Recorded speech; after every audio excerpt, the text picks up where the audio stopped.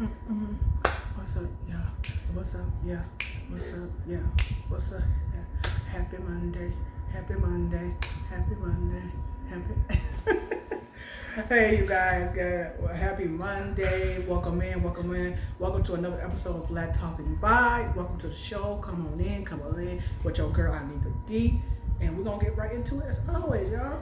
Now, today, we are talking about single parents committing suicide.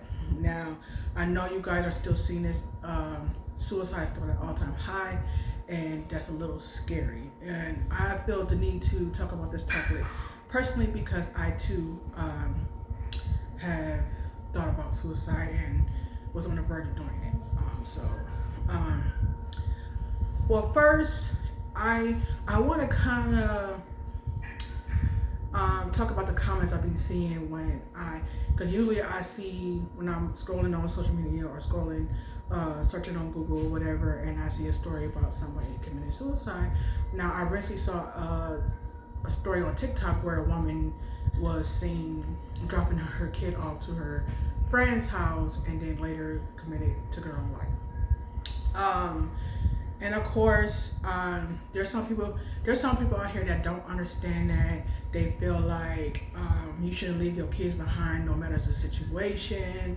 And then you got some parents taking their kids with them, and those parents are getting backlash because they're like, oh, the poor kid is scared. What are you doing? Leave the kid out of it. Just so much. Let me just say this, okay?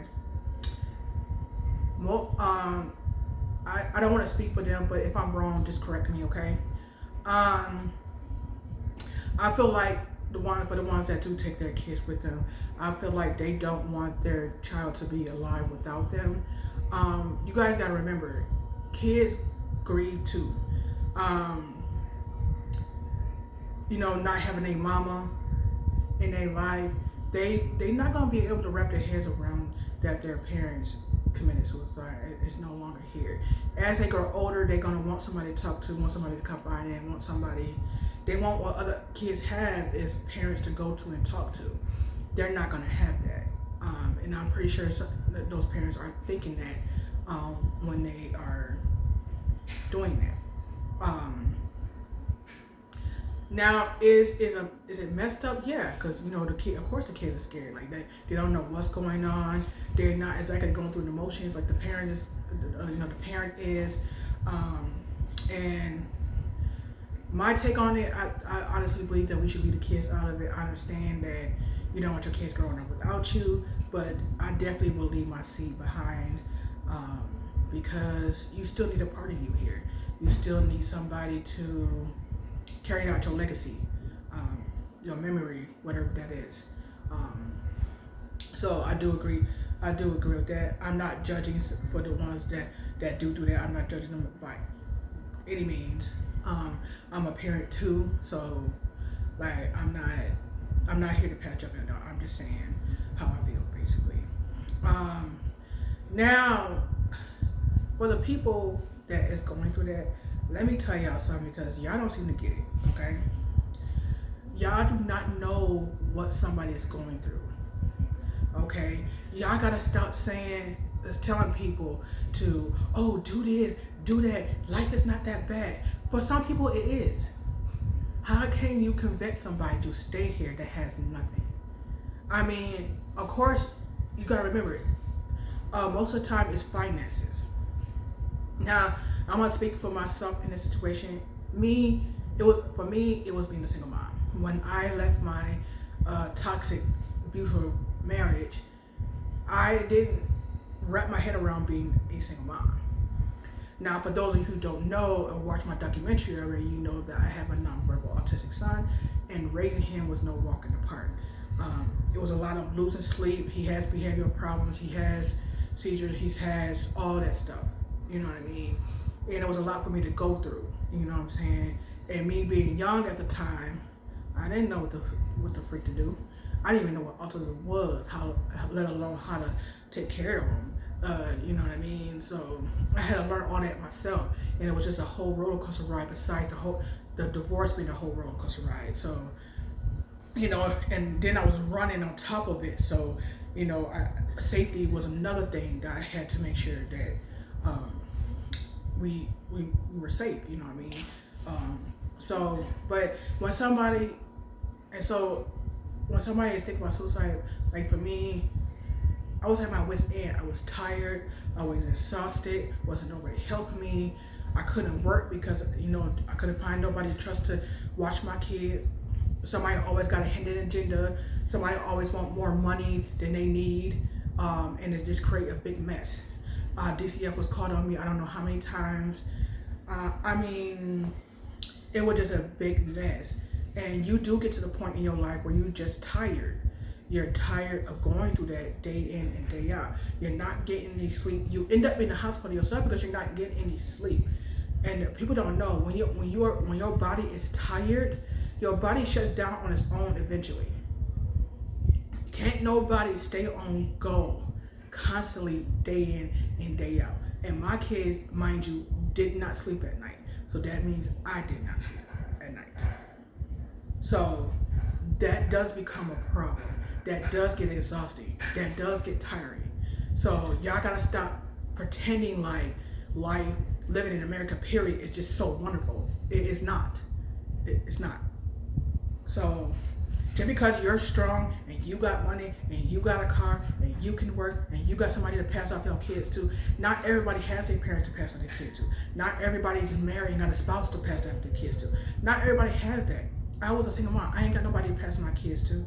When I have to take care of my kids, when my kids need something, I was the one that had to deal with that. You know what I mean? When I'm tired and exhausted, wasn't nobody pat me on the back, make sure that I was okay, calling, coming by, none of that.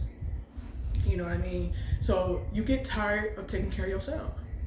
You know what I'm saying? You do get tired of, just being strong. There's some days where you just want to sit down and cry, or you just want to just run away and just get away from everything. You know what I mean? So y'all gotta stop pretending like these people are not going through something, that their life is so perfect, like you don't understand why. Like that kind of attitude doesn't make anything better. That makes the situation better. I mean, it doesn't at all. So y'all gotta stop thinking that everything is just butterflies and cupcakes. It's not. It's not. This stuff is hard. It's exhausting. You know what I mean? And even these jobs, y'all gotta stop saying, "Oh, get a job." These jobs don't care about you. There's a lot of people that got 9-to-5 jobs and being treated like trash.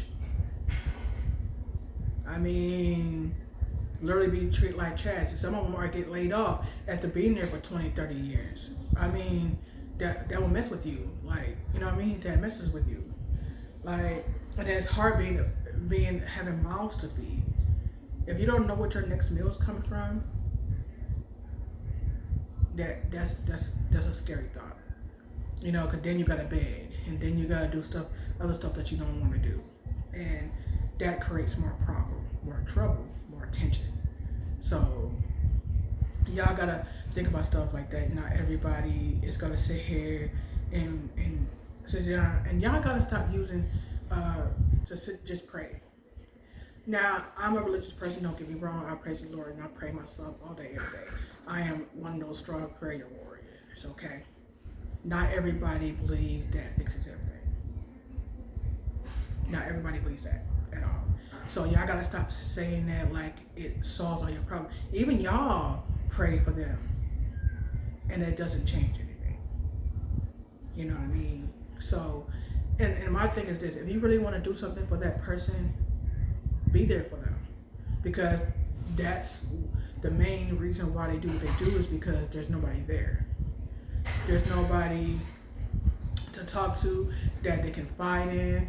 And when I say talk, I mean talk to them and not make it seem like it's their fault. You know what I mean? They already beating themselves up, and it doesn't make sense for you to come in and kick them while they're down. So I mean, there's a lot of people that, and then you got some people who they think about suicide for quite some time. They don't do it right off the bat, but they try to go through life and just tell themselves like maybe it does get better. Maybe tomorrow will be better. Maybe if I go meet friends or start dating, or maybe if I just get up and go out the house, that will work. And they keep going coming back to the same feeling they had before, and nothing changes. And yeah, they feel alone. They feel like they tried everything. They feel like you know what I mean. So um, my heart breaks when I see stories like that, because I know a little bit of what those thoughts are and what they're going through. And when you see a parent, I mean, y'all gotta stop acting like parents is, because most people that say that it's not that hard to be a parent, or you know, why can't you leave your kids behind? It's usually coming from people that have help, that either have a spouse, mom and dad, a babysitter of some sort, best friend or whatever. And y'all gotta remember, not everybody has that. I can't just get up and go to work because I don't have nobody to watch my kid. Not everybody can afford daycare. Not. I mean, these jobs these days, you could barely afford the bills. So how are you gonna afford somebody watching your kids, especially if they're bad? Ain't nobody gonna do that for free. Like, you know what I'm saying? When everything is around you is money, money, money, money, demons, demons. I mean, it could be a lot on one person. So y'all have to keep that in mind when y'all see stories like that, because you don't know what that person's going through. You don't know what that person tried already, and you just, like I said, not everybody is thinking about life how you thinking it. Not everybody is having thoughts like you thought. It's like not everybody acts and thinks the same. And there's some people that been in that situation, been down on their luck and made it out. Not everybody does. Not everybody's strong. Not everybody was looking forward to being a parent. Some people are parents by force. They didn't want kids to begin with, but life, So it's different strokes for different folks, you know what I mean? So, and of course, you guys can tell me what you think about that too. Don't be afraid to comment. I want y'all to chime in on this too, because like I said, I'm not always right. I'm just going by how I'm feeling. How I feel. When I was going through my little emotions, because I've been there quite a few times. I'm not going to sit here and lie and pretend like, I'm a strong person, because I'm not. I'm a very emotional person. I'm quiet for a reason. I don't trust a lot. I've been through a lot. And I could honestly say the ones that's been my biggest cheerleader have been my kids, and they are the ones that keeps me going. So, I have to be strong for them, but I also got to be strong for myself. And that took a process. It didn't happen overnight, and I'm still working on myself. So, I still have my moments. I still have my dark times. It's part of the reason why I became a writer in the first place. It was a sad start, but it is a form of therapy, and I mean, you gotta do what works for you, what's best for you, and what works for you, and that's what I did. So let me know what you guys think about what I just said, and don't forget to go ahead and drop your opinions and your thoughts, because this is something that does need to be talked about. So until the next episode, guys, love you.